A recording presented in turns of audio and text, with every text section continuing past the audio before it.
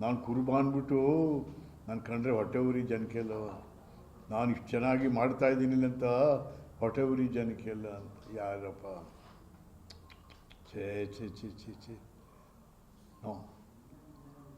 ಕರ್ನಾಟಕ ರಾಜ್ಯದ ಎಲ್ಲ ಜಾತಿ ಜನಾಂಗ ಧರ್ಮ ಭಾಷಿಕರು ನಿಮ್ಮನ್ನ ಆಯ್ಕೆ ಮಾಡಿದ್ದಾರೆ.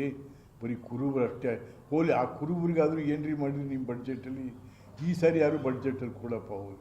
ಕುರುಬರು ತನ್ನ ಮನ ಧನ ಅರ್ಪಣೆ ಮಾಡಿದ್ದಾರೆ. ಕುರಿ ಕೋಳಿ ಎಲ್ಲ ಕೊಟ್ಟರು ನನ್ನ ಸಲುವಾಗಿ. ಏನು ಕೊಟ್ಟರಿ? ಈ ರಾಜ್ಯದಲ್ಲಿ 10 ಲಕ್ಷ ಅಲೆಮಾರಿ ಕುರುಬರಿದ್ದಾರೆ.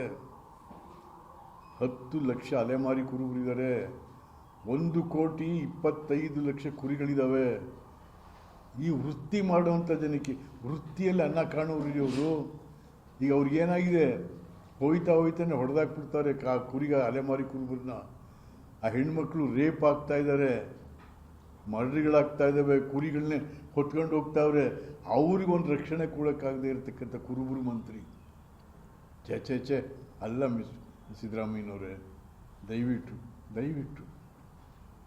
ಯಾಕೆ ನೀವು ನಿಮ್ಗೆ ಒಂದು ಅಧಿಕಾರ ಜನ ಕೊಟ್ಟಿದ್ದಾರೆ, ಸರಿಯಾದ ರೀತಿ ಉಪಯೋಗ ಮಾಡಿ ಅದನ್ನು. ಹಾಂ